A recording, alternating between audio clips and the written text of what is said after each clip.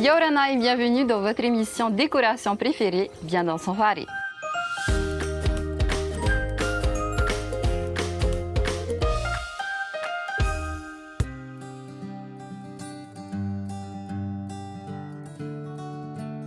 Sur la presqu'île, précisément à Af-Haïti, on découvre un logement pas comme les autres, celui de Cédric.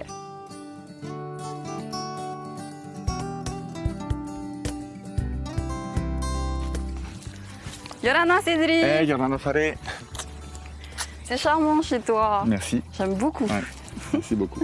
Alors, est-ce que tu peux nous parler de l'histoire de ce projet? C'est un projet familial.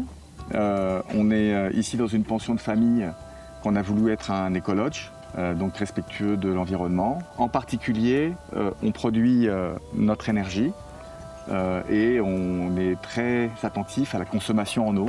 Donc on récupère l'eau de pluie. Okay. Également, pour ce qui est de la piscine, la filtration est une filtration qui fonctionne aussi avec le soleil. Donc l'électricité est alimentée par des panneaux solaires, c'est ça? Ici, oui, c'est comme ça. Autonome, tout est autonome? À 100%, hein, on ne dépend pas du tout du réseau électrique. Donc des fois, c'est un peu dommage parce qu'on produit l'électricité plus qu'on a la capacité de la stocker. Alors, on aimerait bien la donner, mais on ne peut pas. Ok. Cédric, je suis curieuse de voir un de tes bungalows et voir comment concrètement c'est un écolodge. Ben, let's go. Allez.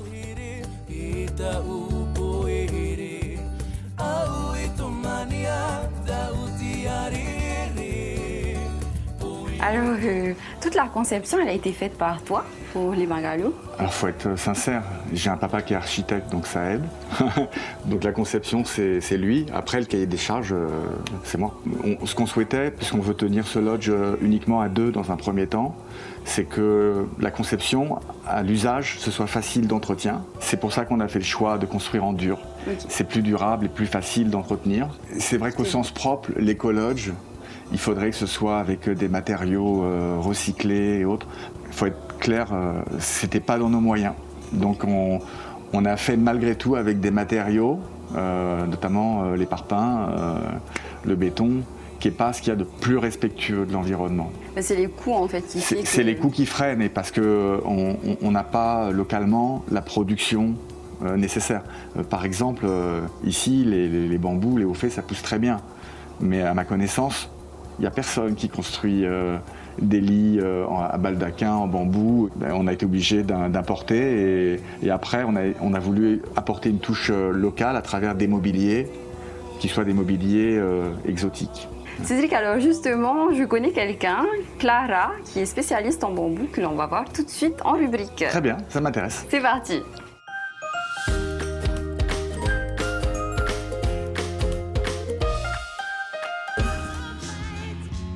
Moi, j'ai fait mes études d'architecture en fait en France et on nous a jamais vraiment posé la question des matériaux. Et pour moi, la ressource c'était quelque chose de très important. Et ici en Polynésie, on importe en fait la majeure partie de nos matériaux de construction, alors qu'on a des ressources qui sont vraiment super chouettes comme le bambou ou d'autres bois et qui sont en plus locales. Et donc pour moi, le bambou c'était assez évident. En plus, c'est une matière qui est très légère, donc qui est facile à travailler et qui est résistante et aussi esthétique d'une certaine manière. Il y a un entretien à faire parce que le bambou c'est comme le bois, en fait c'est une matière qui est vivante, donc elle évolue avec le temps. En intérieur c'est sûr qu'elle dure beaucoup plus longtemps qu'à l'extérieur parce qu'elle n'est pas exposée aux intempéries. Donc de manière générale, voilà, moi je conseillerais plutôt de faire des choses pour l'intérieur. Tous les objets ils dureront aussi longtemps que n'importe quel objet en bois en fait. En général on va éviter de le faire sécher directement en plein soleil pour pas qu'il s'abîme ou qu'il craque et qu'il sèche trop vite. Mais voilà, c'est la couleur qu'on obtient à la fin, c'est ça vraiment. Donc on part d'un bambou qui est très vert ou qui est jaune à la base, il y a vraiment plusieurs couleurs. Et à la fin, on obtient cette couleur qu'on appelle dorée. En général, une petite couche de vernis ou de la lasure, ça suffit largement pour l'entretenir. Ce qui est important surtout, c'est de bien le traiter au préalable. Donc moi, quand je le travaille, je le traite pour l'attaque des insectes parce que c'est un bois qui est délicieux et qu'ils adorent. En général, le bambou, je le récolte moi-même et je choisis en fonction de ce que je veux faire. C'est-à-dire, si j'ai une idée bien précise, je vais chercher un bambou très précis. Sinon, en fait, je m'approvisionne de bambous différents et je fais en fonction de ce que j'ai. Les bambous, il y a vraiment plein de variétés. Ici, on en compte un peu moins d'une dizaine en Polynésie, mais tu as quand même des choses très très différentes. Tu as des bambous qui sont vraiment très larges, d'autres qui sont beaucoup plus étroits. Et ce qui compte aussi, c'est la paroi du bambou. Elle peut être très fine comme elle peut être très épaisse. Donc un bambou très fin va se couper plus facilement, on va pouvoir faire des lames avec et avoir beaucoup plus de souplesse. Par contre, un bambou qui a une paroi bien épaisse, on va pouvoir faire quelque chose d'un peu plus structurel avec en fait. Et du coup aussi un peu plus résistant pour porter des choses et tout ça, style faire carrément des poteaux structurels avec.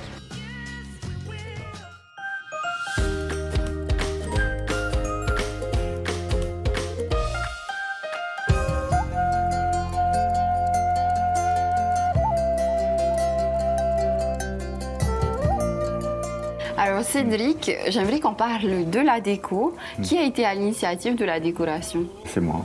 Qu'est-ce que tu as voulu mettre en avant dans tes bungalows? Alors je vois beaucoup de fibres naturelles, le bambou, Oui. le rotin. Oui, il y a un bungalow aussi où c'est du teck. Après, moi j'aime beaucoup les lits en bambou. On a essayé pour la déco d'apporter une touche de déco différente dans chaque bungalow. Donc on a joué sur les couleurs. Et quoi d'autre? Par exemple, les imprimés, tu les as trouvés dans les magasins de la place. Je vois beaucoup de linge de lit. Assez facilement, c'est accessible. Maintenant, j'aimerais bien monter en gamme et j'ai une cliente là justement qui vient de quitter, on a fait un échange de cartes de visite. Elle fait des linges, des tifs-effets et j'aimerais bien lui acheter des tifs-effets. D'ailleurs, j'ai vu aussi que tu avais des tableaux, je pense qu'ils sont faits localement. Alors c'est le petit plus de la déco, c'est ce qui apporte à chaque bungalow une originalité, qui est celle de l'artiste parce que c'est des œuvres uniques. Et c'est qui l'artiste alors? C'est Petit Louis, le caricaturiste de la Dépêche, qui avant d'être caricaturiste, est d'abord un artiste et un sculpteur. J'aimerais bien qu'on aille voir d'autres bungalows, dont un qui est spécifique pour les PMR, c'est ça? Oui, pour les personnes à mobilité réduite. Voilà. Alors ça fait partie du cahier des charges aujourd'hui qui est donné par le service du tourisme. C'est une bonne chose. Nous, on n'y avait pas pensé. Et on est fiers aujourd'hui d'avoir au moins un bungalow pour les gens à... Allez, je veux bien aller le voir.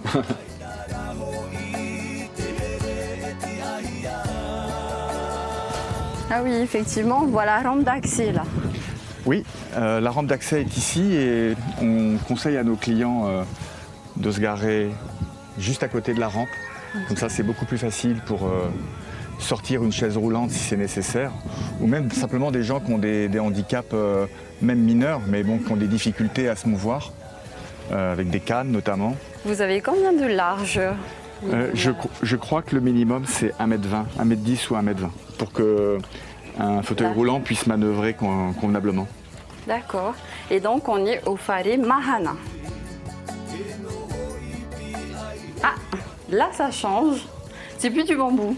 Non, c'est l'exception. Là, c'est un lit en teck, hein, c'est un lit façon style opium. Ok.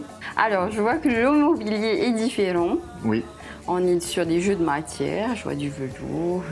Ah, ça, c'est un petit peu par nécessité. C'est très compliqué en Polynésie, dans les stocks des magasins, d'avoir tous les mobiliers, 4 fois le même, etc., dupliqués.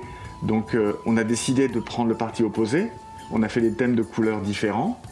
Et puis, au niveau des mobiliers, c'est un petit peu différent, de telle manière que quand tu viens chez nous une première fois et que tu es dans un bungalow, et que tu reviens et que tu viens dans un deuxième bungalow, c'est comme si tu redécouvrais. C'est une nouvelle expérience à chaque fois. C'est super. Écoute, je te propose qu'on aille voir aussi l'extérieur parce que tu as fait énormément de choses. Eh bien, moi, j'ai hâte de te montrer. La piscine notamment.